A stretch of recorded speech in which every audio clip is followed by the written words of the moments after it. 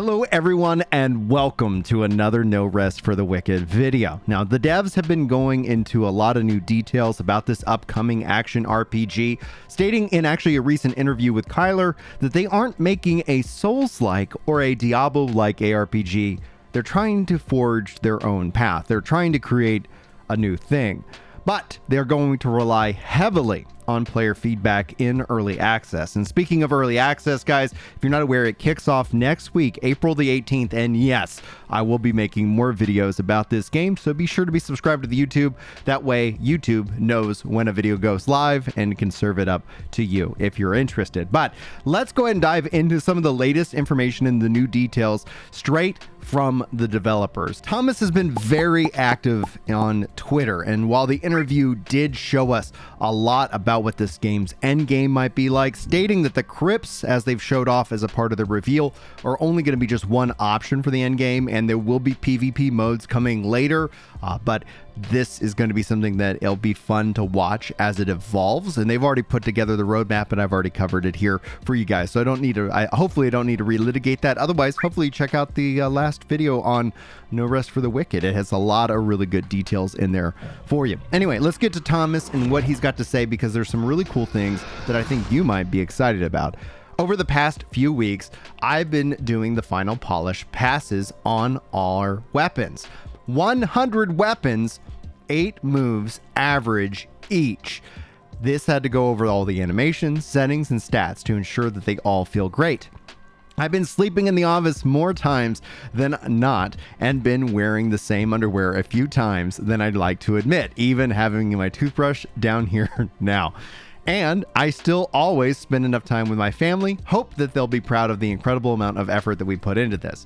So as a developer myself, this is obviously defining crunch, and crunch is only truly bad in certain situations. If the game is good, generally gamers aren't going to really care or worry too much about crunch, but this is them being excited about it, putting in that extra effort. We all crunch on things from time to time, and it seems like they're hopefully having a decent balance out of it. But that's why that topic alone is always very tricky to have online, because there are definitely bad examples of it, and then there's examples that we all kind of celebrate because the developers themselves get the win and then they get compensated accordingly. Anyway, let's move on, because I think this is truly interesting.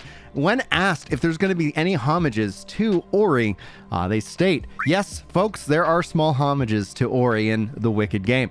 What they will be, you're going to have to find out for yourselves. Now, I thought I would just include that because Ori and a lot of the and part of this video we're going to go into kind of why instead of making Ori 3 they wanted to go in this direction, but overall I think essentially kind of their pedigree with that will hopefully bleed into the release of No Rest for the Wicked, and I'll be sure to guys give you that breakdown. Now, we're not trying to turn this actually into a competitive esports thing. The reason I want to highlight this is because I feel, and I know there's esports fans out there, I do feel like there was a period in gaming where everything was so esports focused, they lost track of the fun. And that's one of the things they state actually in the interview that I referenced earlier, is talking about, yeah, there's probably going to be classes that are absolutely insane to play. And that's a part of the fun. And that's going to come into a concept of balancing, and as the game kind of evolves, what does that truly look like?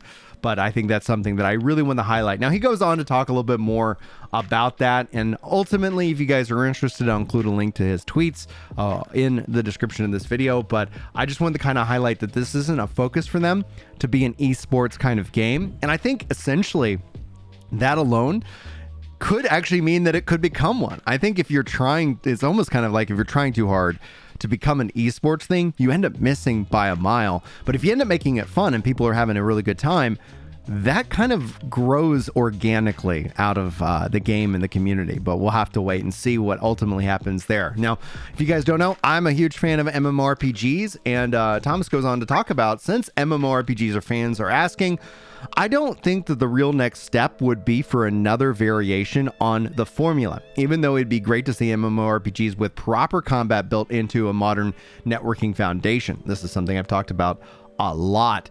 Anyhow, he says, but to take the next leap, there's going to have to be something based off of new tech that embraces the social element, and he thinks this might ideally be VR. I think that usually this gets this is missed regarding MMORPGs and how they fundamentally were social. WoW was the first social network before Facebook was popular, and then obviously needed to embrace that social aspect as something interesting. I'm going to put that there because clearly I think reading Thomas's words, especially as somebody who likes ARPGs and MMORPGs, the guy is truly stating one of the big core problems that MMOs currently face. But that's not it for this video. We've got one final massive thread that I want to spend some time with you guys on, and that's why I saved it for the best for last. Thomas states, I think there is the general belief that out there that there's a sequel to a game that should always be better than its prequel. This ties into not working on Ori 3, but working on No Rest for the Wicked. Logically, that makes sense in a lot of ways. In making a sequel, you have the advantage of being able to learn from what you've done before. Whether it was yourself or someone else, you often end up shipping a sequel that is more on more powerful hardware. But I think history has shown us that game development is more complex than that, and it is by no means a foregone conclusion that a sequel to a game ends up being better than its predecessor. I would actually add on to this statement. We see this when it comes to the pedigree of studios. Studios are built around passion, and if you end up forcing that passion, like if we forced them to make Ori 3, it might actually be a worse game because they actually want to put their effort and energy into this game. So you really kind of want to follow the passion, because that is what gets you sleeping under your desk and testing out the different weapons. This is absolutely kind of bringing that in. Now we'll put that tweet away and we'll continue on with the big tweet in and of itself. I think Diablo 2 is a perfect example of that. Every now and then a game comes along that has been built on so much love and care that it catches lightning in a bottle. And even if you have the source and everything, it's just not really difficult to catch lightning in a bottle twice in a row. Or it is really difficult to catch lightning in a bottle twice in a row. I remember playing Diablo 3 at launch, and it just didn't capture that magic that Diablo 2 had, and it didn't even care about the colorful graphics. I think that it must be especially daunting if a prequel was built on someone else, and now your job is to build that game that is just better in every regard, which in the case of a sequel is the expectation people rightfully have. But that is usually where this all falls apart, since talent and experience matters a lot, and whether the game is considered good or not, that boils down to so many small factors, some of which aren't even in your control. From my own personal experience, I know how difficult it is for us to build Ori and the Will of the Wisps and improve upon Ori and the Blind Forest, even though we went into development thinking that it should be pretty straightforward to make a game that is just better, given that we had shipped Blind Forest and knew about plenty of things we still wanted to improve upon.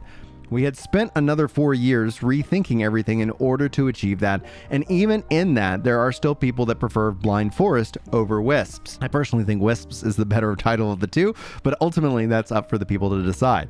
That's why I wouldn't envy a dev team that had to make a third Ori game. It'd be hard for us, it'd be incredibly hard for anyone else. I've been disappointed quite a lot by different sequels of games in the past, and I remember buying a GameCube with Wave Race Blue Storm after absolutely loving Wave Race 64, and a part of the boost mechanic, something was just amiss. I'd say the same thing was true about the Halo games 343 made. The old Halo feeling that Bungie captured was just not really there anymore. Can anyone else think of sequels that didn't quite hit the mark? And I think this is an interesting subject to discuss, and so I put that question to you guys. Feel free to sound off in the comments. I love reading your comments, and I do appreciate if you take time to leave one. And so thank you guys for that. Now, that's going to wrap it up for this video, guys. Next week, we're going to be having a lot of No Rest for the Wicked coverage, but until then, I thank you guys so much for watching this video. Special thanks to all the channel members who help keep the lights on around here. And also, if you guys want to support the channel for free, hitting that like button is a great way of doing just that. Or you can always check out the links in the description. We've got a couple of various different affiliate deals and more. As a developer myself, if you're looking at getting into it, I do have a special promotion. This is not a sponsored video, from boot.dev, so you can save 25% on your first month or first year. Check out that link in the description and use my code to be able to get that kind of deal. But outside of that, guys, thank you so much for your support, for for this video. Thank you for watching, and I hope that I'll see you guys in the next one. But until then, take care.